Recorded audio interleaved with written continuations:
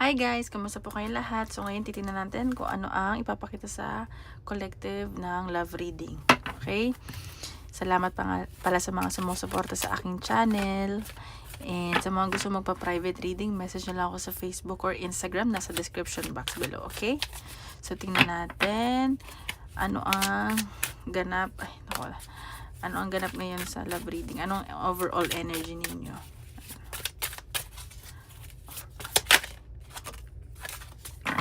Okay, guys, paalala lang ha, hindi lahat makaka-resonate. So, take what resonate and leave what doesn't. Okay, so sinasabi dito na may mga, siguro may mga inayos kayong papeles and medyo delay yung success ninyo or opportunity. Pero kasi, ano lang te, parang kailangan mo lang maging patient, ganyan. And baka may mga nakakadil ka na mas mataas sa'yo na parang, tawag dito, tinitingnan yung mga diskarte mo or yung ginagaya ko anong ginagawa mo, and baka may mga legal dito documents na kailangan ayusin, ganon. And sa nakikita ko na nagdadalawang isip ka rin sa isang bagay. It's either relationship, career, ayan o, in their head. So meron dito na medyo napaparanoid and meron din mga trust issues, and alam mo yung parang nag-i-illusion, nagde-delusion yung parang may planet kasi ngayon naka-retrograde ata eh. So, ganun yung nakikita ko. Na kahit hindi naman nangyayari, basta napaparanoid ka. Ganun. So, tingnan natin anong ipapakita kung ano man sa love life, anong energy ng love life ng collective.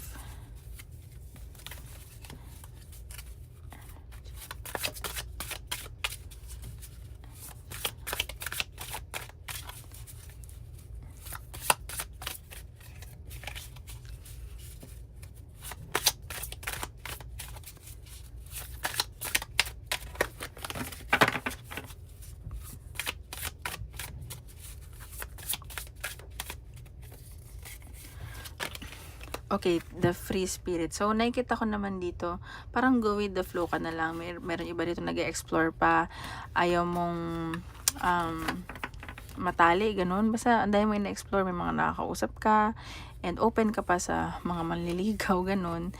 And baka may kadil ka dito na water sign, Cancer, or ito isa sa mga Venus sign mo, or sa chart mo, okay? So, tingnan natin. Anong ipapakita sa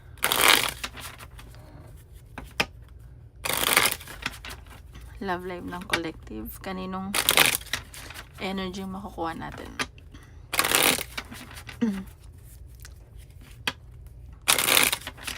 Love life ng collective.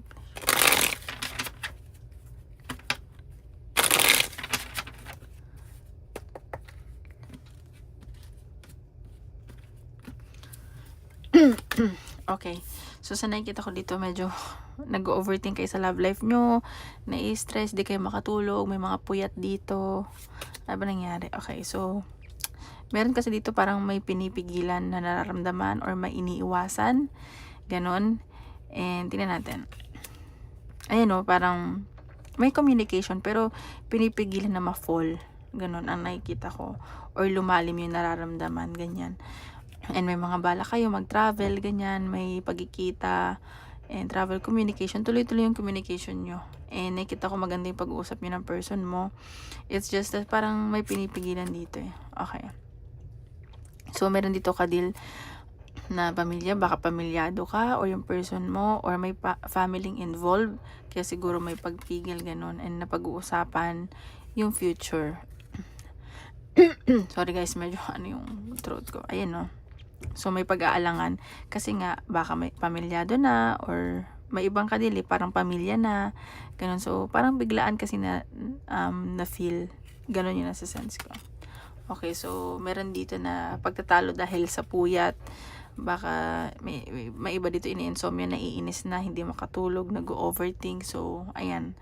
So, baka nag-aaway kayo. And meron ako nakikita dito na bagong tao, nagkakagusto sa'yo, interesado sa'yo. And yun nga, pinipigilan niya na yung nararamdaman niya. Pero gusto ko nitong taong to. Ayaw lang niyang ma-fall. And sobrang interesado siya sa'yo. Ayan. Oh, So, feeling ko may feelings na to, may pagmamahal na. And may nakikita akong celebration sa inyo ng person mo. At habang tumatagal, lumalalim yung nararamdaman. Ayan, no, medyo complicated lang dahil sa pamilya or sa mga nakakasama, ganyan. Yun, may challenges lang. Baka iba dito hindi tanggap ng pamilya or basta may conflict. Ayan, so marami pang nagkakagusto sa inyo. Marami kang admirers. And marami ditong, alam mo yung dumadagdag pa admirers mo. So, ayan o. Sobrang attracted sila sa'yo. And sa nakikita ko na parang nag-explore ka pa or yung person mo. Ayan o. Siguro dito may umiiwas na dahil baka na-involve dati sa third party. Ayan. So, ito baka ex mo iniisip-isip ka, namimiss ka, ganyan. Kung kasal ka na, ganyan. And may ending din ako nakikita. So, ayan ang nakikita ko sa ngayon. So, tingnan natin. Ano pang ganap sa love life? Ay, anong nafe-feel sa'yo ng person mo?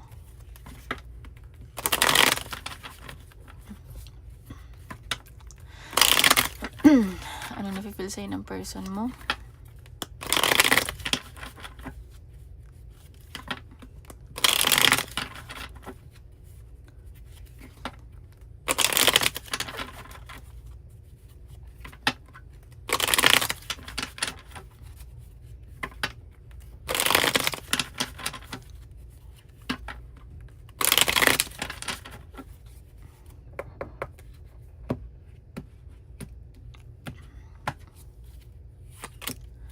Okay, so sa nakita ko, itong person mo, parang nabigla siya sa nararamdaman niya. Nakilala ka niya, and sa nakita ko, parang biglang nagbago yung pananaw niya pagdating sa love life, sa buhay, ganun. And nakikita ka niya asama mo na makakatulong sa kanya at natulungan mo siya siguro financially. And parang feeling niya ang swerte-swerte niya na nakilala ka niya. And sa nakikita ko dito, may pag-relocate, siguro may travel kayo or itong person mo, ikaw yung tumulong para maka-move on sa past person niya. Kasi sobrang nasaktan to sa ex niya. And ikaw yung tumulong sa kanyang umusad. So, may relocation, baka lilipat kayo ng bahay or nag-iisip na kayong magsama, ganun, or pagkikita. And so, nafe-feel niya na jackpot talaga siya sa'yo. And gusto kanyang pakasalan, gusto kanyang offeran ng, kung hindi man pakasalan, gusto kanya gawing basta long-term commitment, maging kanya. And, ayan, nakikita ko na good provider tong taong to, lahat ibibigay sa'yo. And, ikaw yung support system niya, ikaw yung nagpapalakas sa kanya, ikaw yung nagmo-motivate sa kanya araw-araw. And, nakikita ko, medyo parang, binabrighten mo lagi yung buhay niya, yung araw niya. And, siguro ikaw yung dahilan kung bakit siya nagpapakatatag sa buhay. Ayan, no? Itong taong to, siguro may fire sign sa chart. So, gagawa to ng action. Gagawin niya lahat sa'yo. And very passionate to sa'yo at attractive. Ayan. So, meron lang isang tao dito na nakatingin sa kanya. And gusto niya talaga i-work out tong connection nyo, relationship nyo. And humihingi siya ng advice sa mga friends niya. And may collaboration naman ako nakikita. May pag-uusap kayo, siguro magbi-business kayo or gusto nyo magsama. Ganun, sa trabaho, ganun. Yan, sa nakikita ko, itong taong to, lagi nag-aantay ng message mo, ini-stalk ka sa social media, and, basta, nag-backread to ng mga messages nyo. Ayan, no, gandang-ganda sa'yo to, bait na bait. And actually, alam mo yung nasasexihan siya sa'yo, and gusto niya, ikaw maging nanay ng magiging anak niya. Baka gusto ka ng buntisin, so mag-ingat ka lang. See? So, nakikita ko naman na mahal ka nito. Andun yung intimacy nyo together. And, sa nakikita ko, parang na-obsess ka na sa kanya. Or, lalo mo din siya minamahal. Alam mo yun. And, nakikita ko, andun yung partnership. Ayan, no. Sobrang love na love niya isa't isa. Andun yung attraction, passion, ganyan. And, sa nakikita ko, itong taong to, mainitin lang yung ulo niya So, ayan. Pero nag-iisip to, nagiging matalino.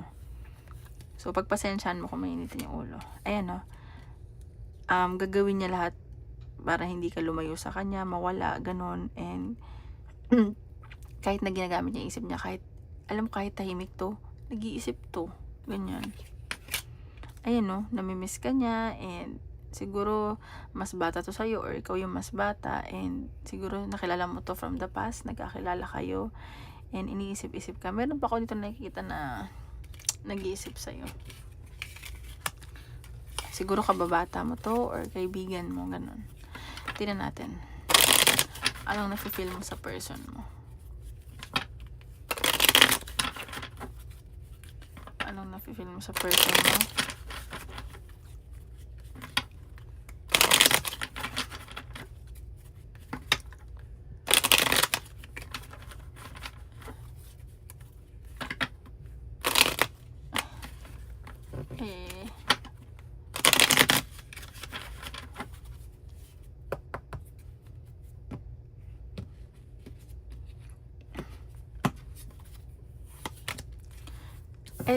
Ikaw, parang inaalam mo lahat ng kung ano ang, alam mo yun, kinikilala mo pa rin siya, ang dami mong tanong sa kanya, ang dami mong gustong malaman, kasi willing ka mag-invest, gusto mo mag-invest, and sa nakita, gusto mo mag-grow yung connection nyo, yung relationship nyo.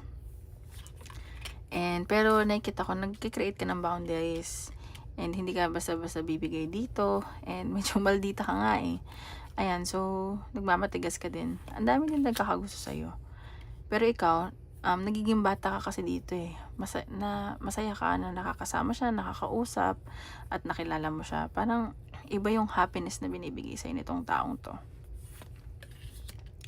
Ayan, so, ano lang, medyo, may third party involved. Baka involved ka, or nasasaktan ka pa from the past. And, basta meron dito na, nasasaktan ka na sa inyo, at baka nga may third party.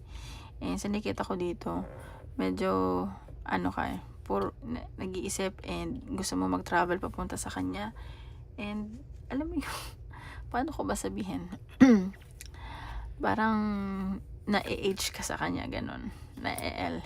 And ikaw kasi, pero ano ka pa eh, healing ka pa eh. And ang dami kasing nangyaring ending sa sayo. So, nasa transformation ka. Kailangan mong may matutunan dito sa connection nyo ng person mo. Ayun yung nakikita ko. Ayan o. Tumitingin ka lang, nag-iisip. And sa nakikita ko dito, nagiging mapasensyoso ka, pasensyosa. And gusto mo pa talaga siyang makilala. Willing ka naman mag-antay, ganun. Ayan o. So, nag-aantay ka lang palagi. Natutulala ka na, and sa nakikita ko, siguro magkalayo kayo, hindi kayo magkalapit ng bahay, and napag-uusapan yung magkita, ganun. Ayan no, parang wish fulfillment to, parang na-manifest mo tong taong to, hindi mo inaasahan, ganyan. And napapasaya ka nito, parang on cloud 9 ka palagi. Ayan no, meron lang dito na siguro nasasaktan kayo kasi magkalayo kayo, pero okay yung pag-uusap nyo. And baka nga may pag-uusap kayo magkita, ganyan, or pumunta saan. And sa nakikita ko may pag-travel eh. Ayan o. And nakikita ko din dito na nahuhulog ka na dito lalo. Alam mo yun, nagkaka-feelings ka na, naguguluhan ka na actually. Like, hindi mo alam kung mahal na ba or what. Sumasakit na yung ulo mo kakaisip. And nai-stress ka na din kasi parang meron pang, may nakikita talaga ako ibang tao na nililive behind mo dahil sa taong to. Ayan, so marami nagkakagusto sa'yo, ang dami sa trabaho, pero busy ka sa work eh.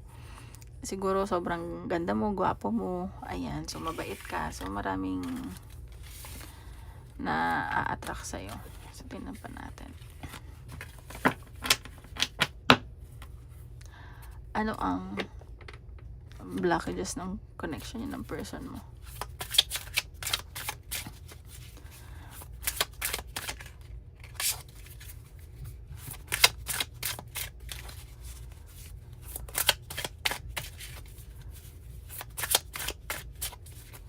Ano ang blockages ng connection ng person? Okay, law of attraction ain't law of laziness. Stop calling it manifesting. It's just daydreaming, fantasy, action, reality check. So, meron dito siguro yung blockages nyo. May gusto kayong mangyari sa connection nyo. Pero, hindi nyo talaga siya isinasa puso. Alam mo kung nagdadasal kayo, parang nagdadasal lang kayo dahil, yun lang, nagdasal kayo at may ina-expect kayo. And, alam mo yung, meron dito, yung hindi naman reality ng connection nyo is, alam mo, yung parang pinagpapantasyahan nyo na hindi naman dapat, ganun. So, ayan. So, sinasabi dito, gumawa ka ng action, magdasal ka ng galing sa puso mo, yun yung nagiging connection nyo eh. Hindi nyo nakikita yung reality.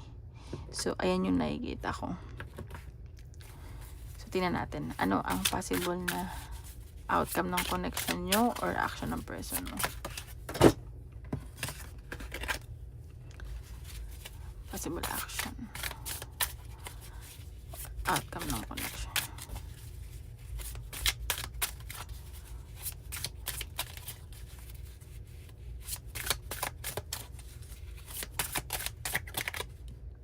King of Pentacles. So, nakikita ko dito, itong person mo, mabagal to eh. Mabagal lang pag-usad. And, alam mo yung slow and steady siya. Ganyan. So, he or she will take her time sa mga bagay-bagay.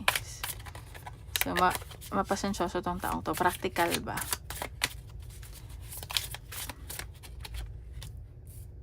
So, ayan. So, itong taong to, seloso. Sobrang selosong to. Gusto niya kanya ka lang, ganun. So, baka maging controlling siya, ganyan. And, may pag-iipon ako nakikita. Mag-iipon kayo in the future. Ayan o. Puro pera, may success ako nakikita. Collaboration. Ayan o, puro pentacle. So, may collaboration sa inyo. And, gaganda yung takbo ng kaperahan ninyo, business nyo, and career. And, magtutulungan kayo. Tutulungan kayo itong person mo na umasenso sa lahat ng bagay. May pag-uusap kayo, may strategy kayong gagawin siguro sa business to. Ayan no, 6 of Cups. So, meron lang dito na tawag dito, may pag-uusapan kayo na magiging emotional kayo parehas. And, siguro namimiss nyo na yung something from the past. And, meron dito na someone from the past na namimiss ka, iniisip-isip ka. Ayan, 3 of Swords. So, meron talagang third party involved. So, ayan, ingat ka na lang o siya. So, baka may masaktan, ganun.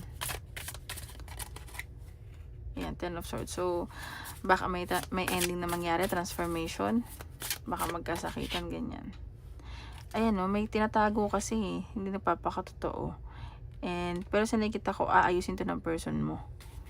And, alam mo yun, kahit may ending na nangyari, parang gusto niyang pag-usapan kung ano yung mali or ano ba. May nakita akong may bibilin kayo. Tuloy-tuloy yung pasok ng pera eh. Yun lang, Knight of Cups. So, meron pa ditong may mag-offer sa'yo na babalik. Meron pa ibang tao dito na paparating sa inyo. Meron pang mag-offer sa'yo. Cup of Love. Ayan no.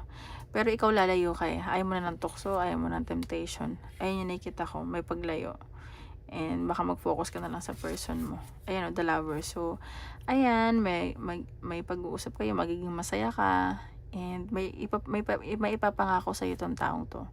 Ayan o, may new beginning sa inyo kahit na mag-away kayo. So, ayan ang nakikita natin sa outcome. So, tingnan pa natin.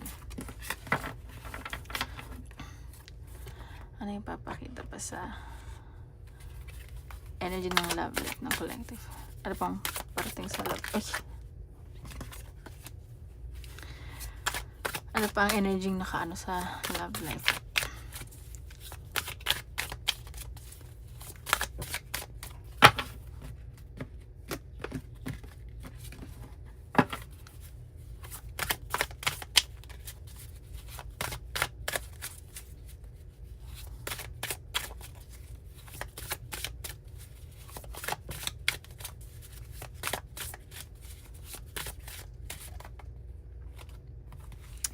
See, meron talagang third party. So, may kailangan ka dito matutunan and baka nakilala mo tong taong to kasi may karmic relationship.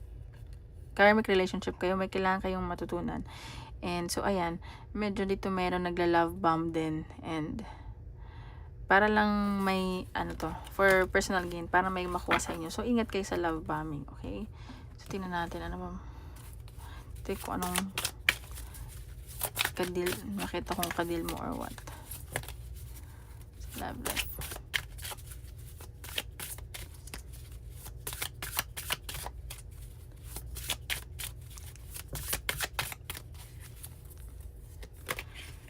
Do the groundwork. So, ayan, mag-isip-isip ka daw. And, isipin mo kung ano talagang gusto mo. Ayan, no, baka kadil mo is Taurus, or ikaw tong Taurus. Ayan, no, Capricorn, Earth sign. Kadil ka bang Earth sign? Don't drink the poison. So, sinasabi dito, baka nga meron dito involved na third party. Huwag kang bibigay ganun. Alam mo na kung anong tama at mali. Ayan. Tingnan natin, ano ang advice sa universe pagdating sa iyong love life. Ano ang advice ni universe sa iyo pagdating sa iyong love life?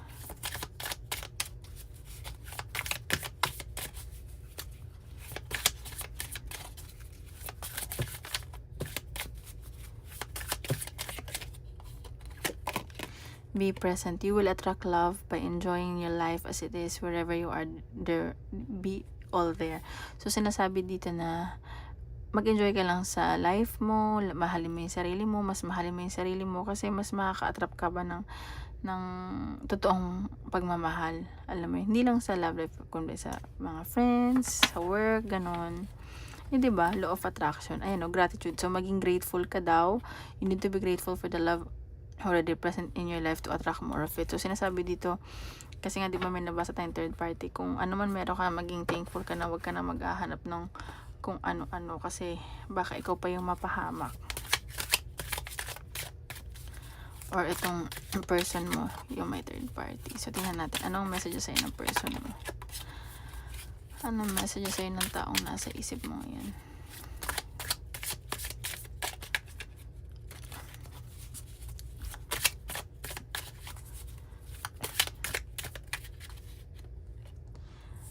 I am a mess right now. So, naguguluhan din tong taong to. Siguro nga baka may involved kayo ng third party, ganyan. May karmic relationship, may kailangan kayong matutunan.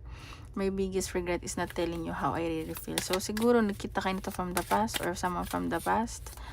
And, hindi niya sinabi ko yung totoong nararamdaman niya sa'yo. So, ayan, nagsisisi siya. I really fumbled you and now I'm paying the price. So, parang inutukan niya or niloko ka niya at pinagsisisihan niya na yun siya, binabayaran niya na yun. So, ayun. Ayun ang messages ng person mo. Na nasa taong nasa isip mo.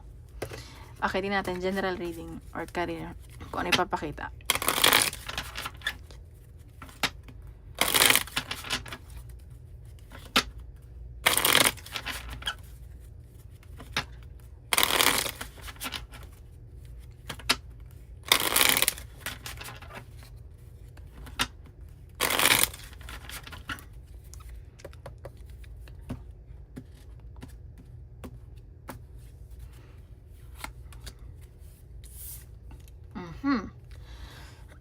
Meron ditong someone na mas bata sa'yo, nagkakagusto sa'yo. Ay, napapanaginipan ka nito, minamanifest ka nito, ini-imagine ka nito. What puro love? Ayan, baka malapit sa'yo. Ganyan. And nakita ko broken family to. Hindi maayos yung pamilya nito, ganyan. Ayan. Parang may surprise na paparating sa inyo. Like career or romantic. Basta may surprise na paparating. Kaya nalugmo ka, tas parang babawi sa'yo sa universe. Gano'n yung nakikita ko. Ayan o. Someone talaga mabait. Ganyan. And baka nakalala mo sa work. Ayun o. Mabait siya eh. Alam mo yung ano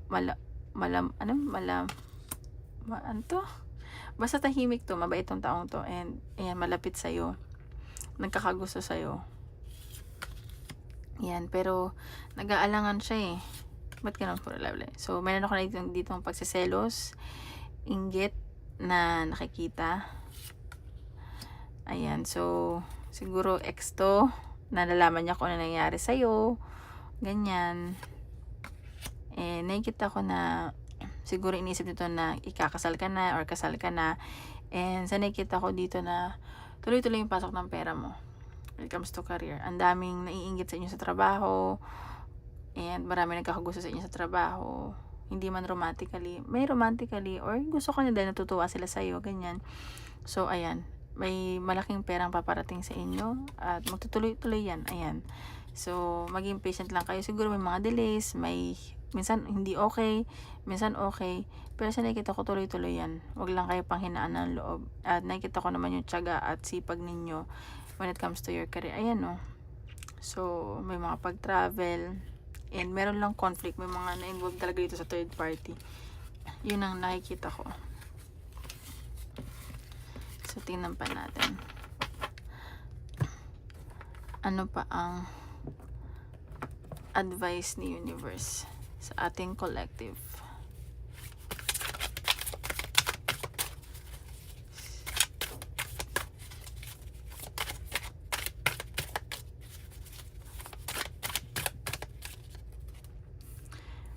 Web of connection. Weave your connection thoughtfully and creating supportive web that uplifts your personal and professional journey. So, ayan. Meron dito na kilalanin mo yung mga taong makakonect mo sa trabaho, sa life, and pag-isipan mo mabuti kung dapat mo sa napagkatiwalaan, and maging friendly ka pa lalo sa work or dyan sa kung nasan ka man.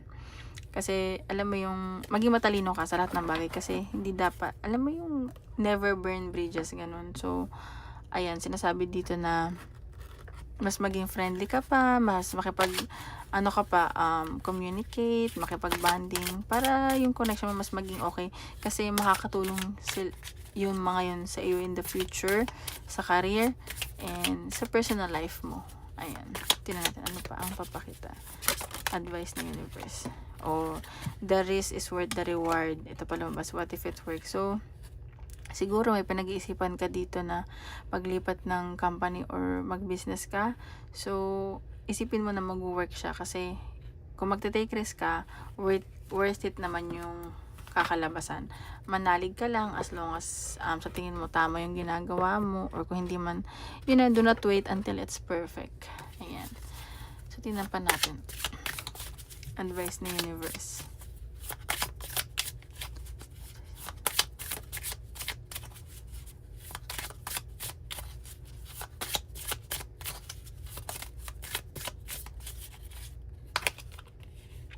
Starting over.